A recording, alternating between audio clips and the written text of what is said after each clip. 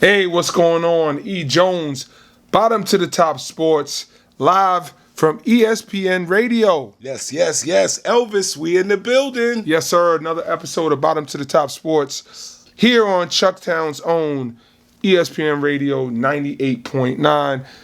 Good to be back for another week. El, how you feeling, man? How was your week? Good week. Great things to talk about. Looking good for sports. Yeah, man. Always good to jump into sports and give you a roundup, our perspective on how we bring it all the way from NYC to SC. Yes. So what we talking about first, big fella? We going right into baseball, man. Big shout out to Ole Miss. Yeah, man. In watching the College Baseball World Series, just looking at Ole Miss being able to capture a national title, I was excited for them, but I felt like they needed to be challenged a little bit more. Yeah, they swept them.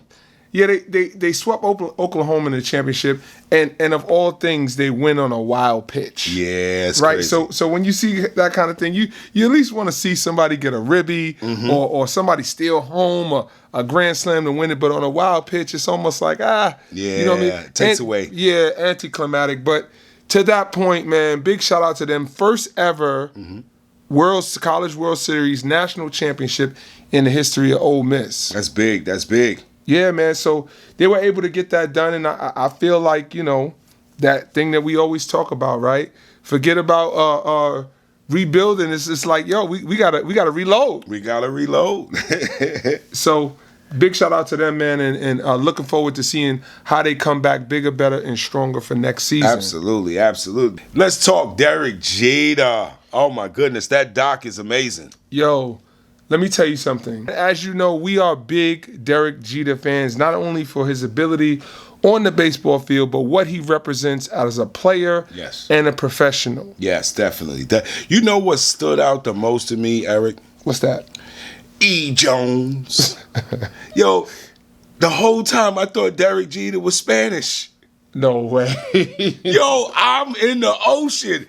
I'm sitting there. That's hilarious. No, it's got to be hilarious to people who understand that, knows Derek Jeter. That means, first of all, that let me know how focused I was on basketball. Right. I didn't care really. Like, I entertained sports, loved to watch it, but really didn't do the background checks or the history like I did for ball players. Right.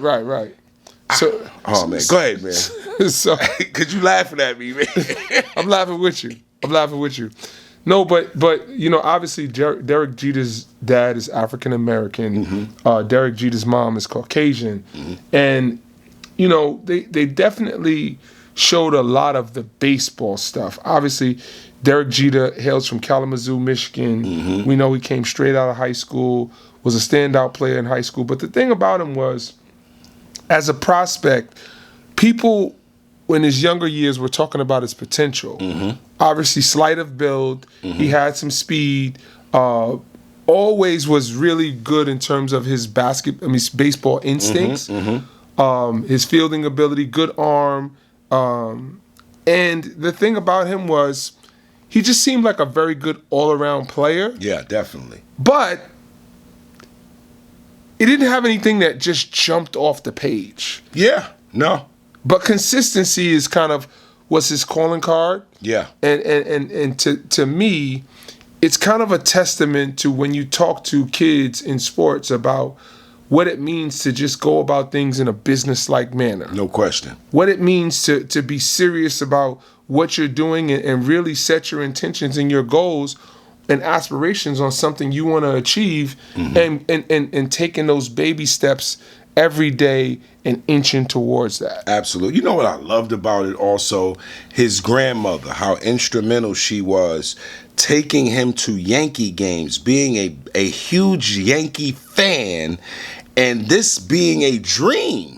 To play for the New York Yankees. This is not just, this is where I landed and, I hit the lotto, I'm like really in the major league. No, I'm going to the team.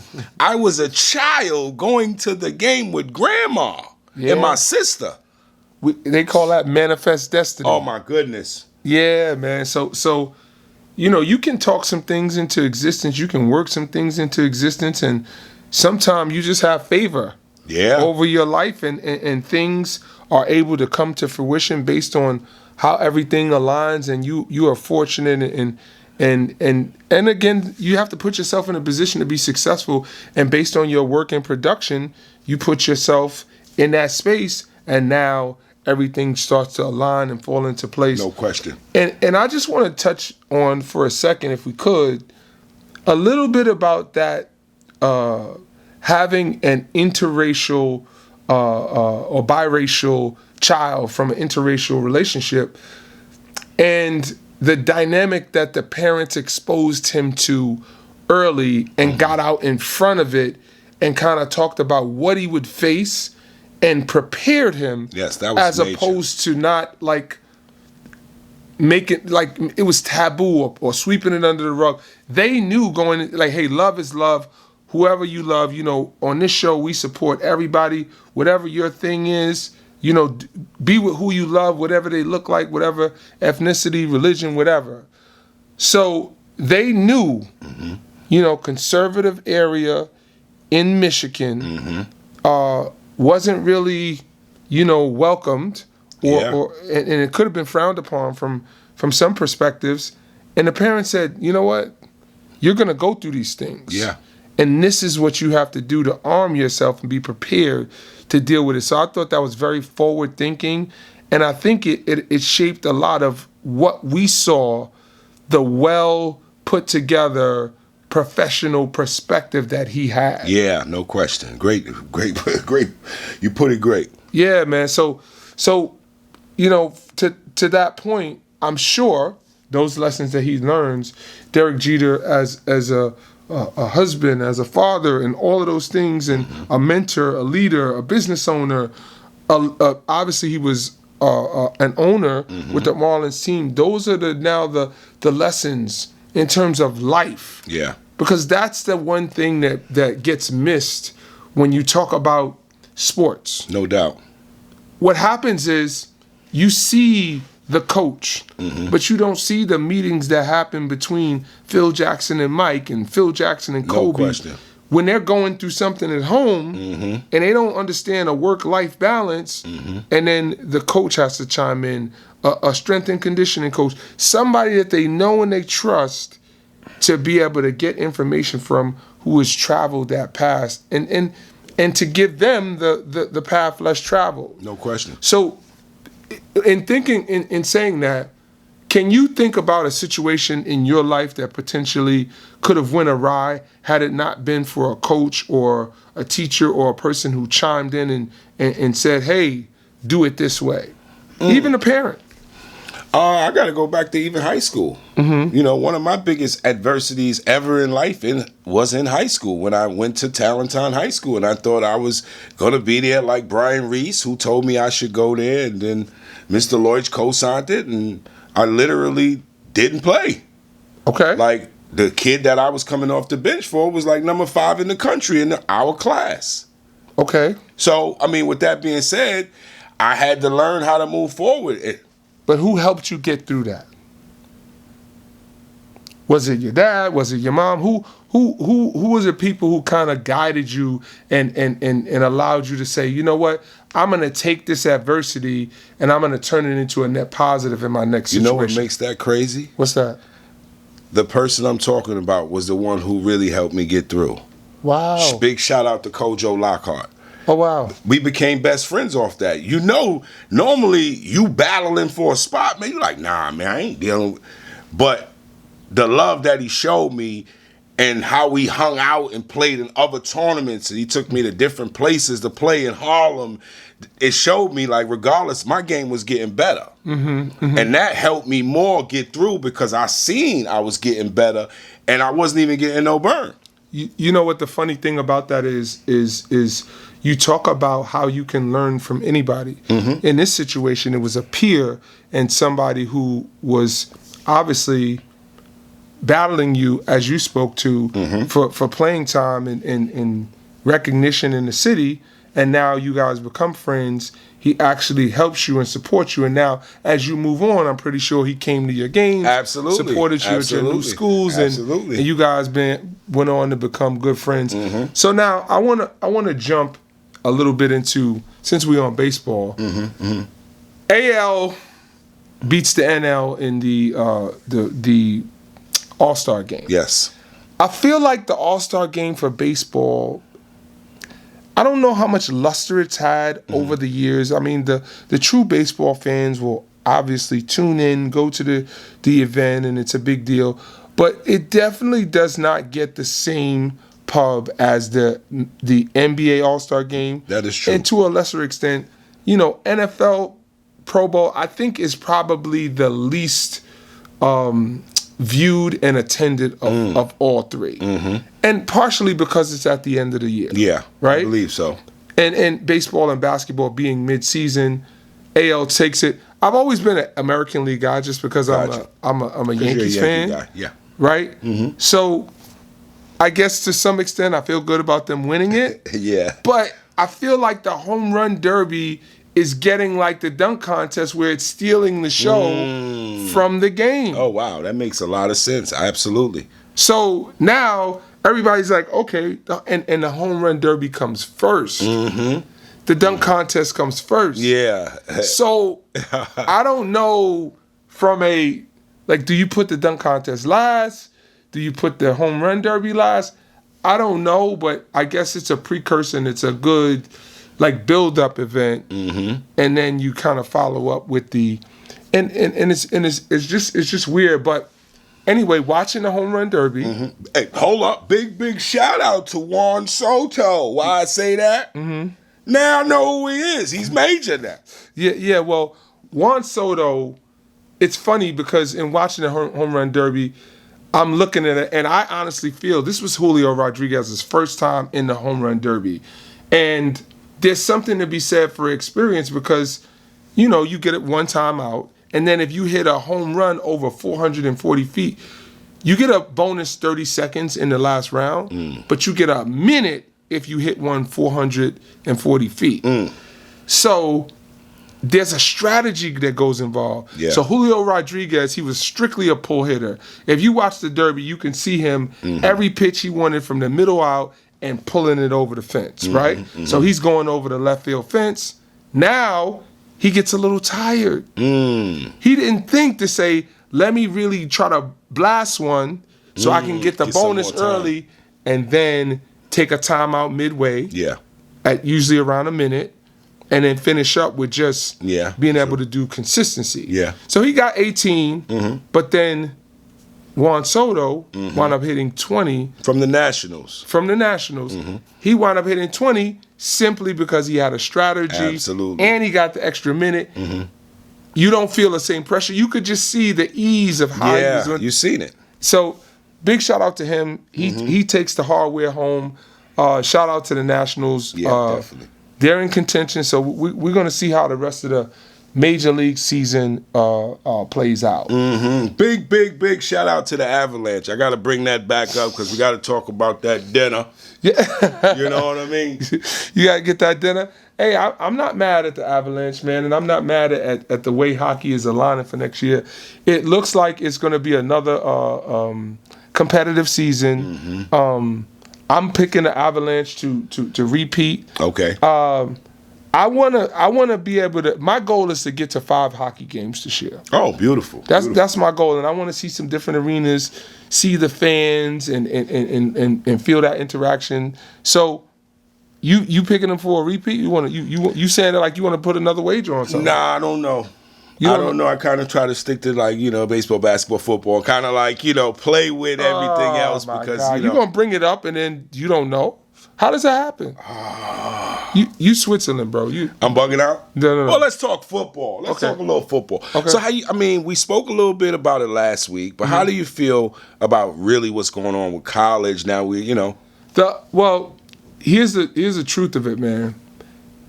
If you want to say, hey, these conferences are looking for competition.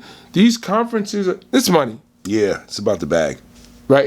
It comes down to money, it comes down to TV contracts, it comes down to how can we, meaning these major conferences, control the narrative of college football. People are talking about creating their own national championships between the Big Ten and In the SEC. In the SEC. Like, those conferences respectively have 16 teams apiece now. Yeah, that's crazy. They're calling them super conferences. So what does that do now? The ACC is not even in the conversation. Yeah, definitely. Right? Like, we know, obviously, they have Clemson, which is a viable entity. You know, Notre Dame being in there. I'm my beloved Notre Dame Fighting Irish fan. You know, it just feels like, you know, play like a champion today, you know, smacking the wall. Oh, man. Like, when we get in the next Rocket Ishmael? When we... Yeah. Like, come on, y'all man. do. Overdue. Yeah, y'all do. Our coach leaves and goes to LSU. Big shout out to Brian and all of the, you know, good years he gave us with no national championships. Thanks for nothing. But anyway... He's a really great coach, man. I'm just digging. I'm just messing around. But to that point, I feel like the Pac-12 and the Big 12 are on the hook. Yeah, definitely. They're on a hot seat. Their teams are leaving. Yeah. It feels like there needs to be a merger. There needs to be something. What's your take? Well, I mean, I did do a little research, and they were saying anywhere from $80 to $100 million. Well, that's the revenue that the teams that were in the Pac-12 bring in. We talking UCLA and USC who left the Pac-12. That's the number that they bring in, and the team who's probably behind them is Oregon, and they're not scratching the surface on that. So the Pac-12 is really reeling, and they have to. The commissioner has to navigate and figure out what they're going to do going forward. They got a lot of thinking to do. They got some moves to make. They got some moves to make. They got some money to make too. Hopefully, because they lost $200 million. Yeah. When those teams went bye-bye. Off rip. So it's going to affect recruiting. It's going to affect TV contracts. It's going to affect NIL deals. It's just a super ripple effect with how these conferences and now they have the power, that being the SEC and the Big Ten, because they have the gold. Got it. The big time teams who bring in the fans, the revenue, and all of that stuff. So it's going to be interesting to see how it shakes out. I'm a little kind of over it. Yeah. Because, you know, I want to see some purity in college sports, but it doesn't exist. I'm an old timer. I know. I'm, you know, two hands raised. I want to see it about competition, but you know, once money comes into play, it all gets twisted. And I'm gonna stay in my lane and not have nobody call my phone. Hold up. Speaking of staying in the lane, guess where I'm going? Where you going? Basketball. Okay. We're playing basketball. I'm going to leave it on you. What you want to talk first? TBT or EYBL? Let's go TBT. TBT. How do you feel about it? And, I mean, do you feel it's a major thing? Of course, man. I think that they're smart. They've aligned it in a way where it's in the summertime and the tail end of the summer league is happening. They have a deal with ESPN, so there's a need for programming. And at this point, you know, they're showing reruns of the summer league, and now we have fresh games. Yeah, that's with true. viable entities and you know, the Syracuse alumni, the Marquette alumni, the Creighton alumni. These are players that we've watched. They're people that we know. Definitely. So there's a vested interest for college basketball fans and some dudes who are former NBA players that will have a chance to play on national TV. And look, NBA scouts and international scouts are coming to these games. They're coming. And forget about even coming, they're getting a chance to view it on TV. So you have a good TBT run, you can get into vet camp. Yeah, that's crazy. So what do you think about TBT bringing it to New York City and actually taking it to the blacktop and playing outside at Rucker Park? Ow, I love it. Love it, love it. I think they bringing back that essence of 55th, how it used to be. Bring it back, you know? Well, when I first saw that they advertised it, I said to myself, how is this going to play out? And then when I looked and I said, well, you know, if they dress it up right, if they get the right teams, they brought Skip to Malu's team in, that being Rafer Austin, formerly of the Raptors, the Orlando Magic, and the Houston. Big shout out to Rafer Austin. We was in the backcourt, little lads in Phoenix, Arizona. Yeah. Your backcourt mate. Big shout out to Rafer. They brought his team, so there's a New York feel. There's vested interest, so that's going to get the fans. So it was great to see the park packed. You know, some things go like unnoticed from the average fan, but sometimes when you view a basketball game, if the camera angle is off, sometimes the viewer's experience is not so great. I'll give you an example. If you ever watched a game at Oklahoma State, there's a high angle that they have that if you're not like, if you've never seen a game there or you're watching it for the first time, it may throw you off because of how your viewing experience is. Duke is not the exact same, but they do got, I see what you mean. You know what I mean? So Rucker, I was saying maybe the park's not big enough, the angle's going to be off, but they had a low camera angle, and it was a really good viewing experience. So it just shows you how Rucker Park and the aesthetics of how Greg Marius, big shout out to him. Oh man, rest in peace, man. Yeah, to kind of stage that park and the conducive to being able to have good TV. And we know back when NBA TV was airing those all the time, it was definitely a great viewers experience. So I believe that to that point, TBT is definitely forward thinking. Big thing. And they're moving in the right direction. I seen some upsets. I'm thinking some people was going to get some W's. I'm like, oh, they in it? Out of here, first round. Yeah, man. And you know, your family, your cousin Scoochie Smith, big shout out to him. He always is in the TBT, and his career is still going. Those of you remember Scoochie Smith of University of Dayton fame. He's out there still doing his one thing and playing internationally. Yes. What about OTE? Didn't they take a loss in the first round? You know, it's funny because OTE brought a team in mixed of 4 kids who are on a current OTE team, that being Overtime Elite, based out of Atlanta, Georgia, with the high school kids who turned professional. And the Thompson twins, Asar and Amin Thompson, are projected to be lottery picks next year. That's awesome. So we'll see how they pan out, but you could see that the blue crew, who is the alumni of Creighton, they kind of were too much for them. Yeah. And Overtime put up a battle. The Thompson twins were everything they were cracked up to be, super explosive and athletic, but in the end, the experience went out. Yeah. I like the Elam ending, too. Yeah. Because you're always going to get a game-winning free throw, a game-winning shot. So it's not like time just runs out. Clock goes off, you got to get a bucket to finish it out. Yeah, man. I like that. Let's get to why we hear that smoke, that EYBL smoke.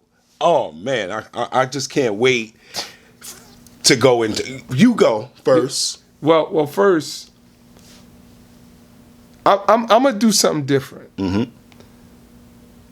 Since the Point Guards documentary is coming out, big shout out to them. Showtime coming out July 26th is the premiere.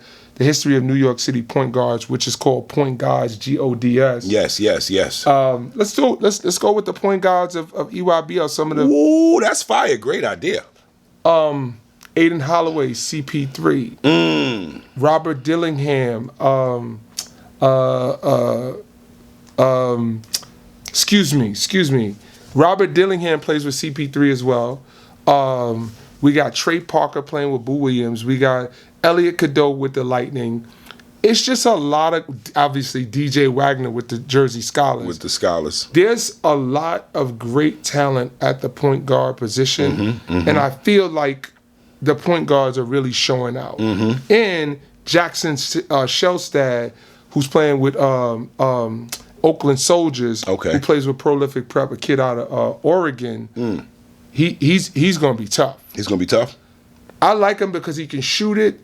He's got range. He can really create, get downhill, and he's got that West Coast Cali swag, but he got some toughness to him, too. You know what I'm saying? That's big. Yeah, but he's an Oregon kid, but, you know, he's playing with an Oakland team. So. Got it.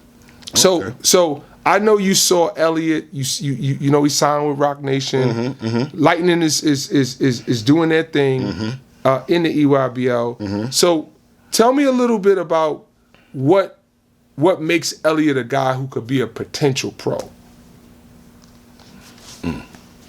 That yo-yo. Yeah. And he can shoot it.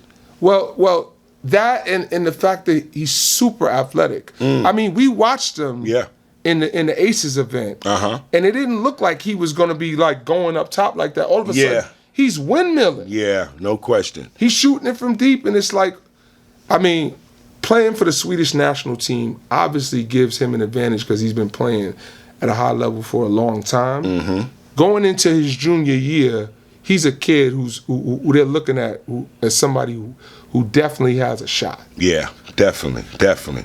So, L, no, and let me have some fun. You usually have the fun. Have some fun. So I got about 7 emails that said, Elvis, great question.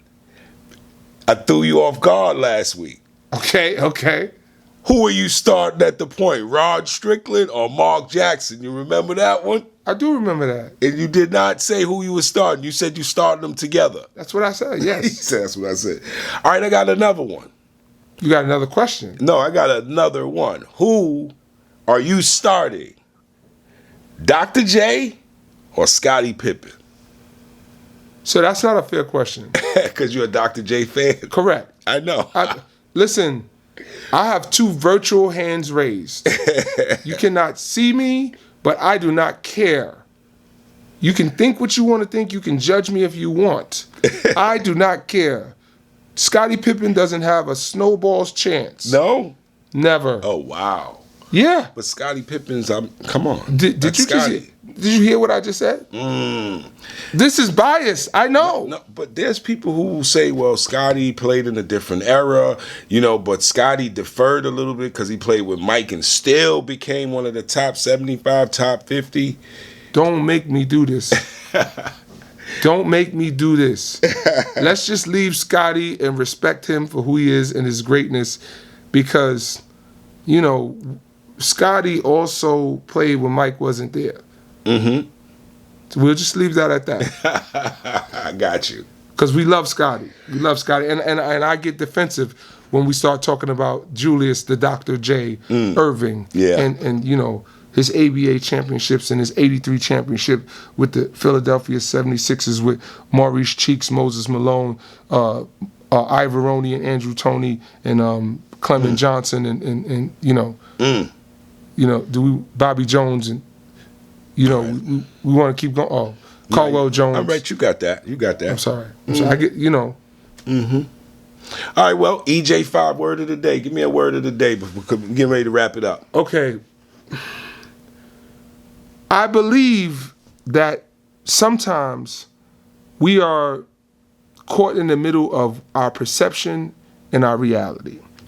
The perception of what we see oftentimes is based on an opinion. Our reality is something that is inevitable for us to deal with. So you have to live in reality and sometimes fight against the perception that you have on something because ultimately reality is going to win out. Be a dreamer, but base your dream in some reality, and at the end of the day, I think you'll be in a good space. That's awesome. Awesome advice. Well, another one in the books. Yes, sir. Yes, sir. Big shout out to all of the people who have reached out and taken conversations and had meetings and Zoom calls who are interested in partnering with ESPN and Bottom to the Top Sports. So you are going to be hearing and seeing very soon as we're going to be providing the visuals and the video portion of our show to be viewed very soon, and we'll be giving those details out. Always big shout out to the City Legends team and the people who support us and help make this happen. And look forward to great things in the very near future. Yes. Big shout out to the team. Shout out to Kai. Shout out to D. Shout out to Sean Black. Hey, shout out to who? The man upstairs who makes it happen. You already know. Peace. Peace.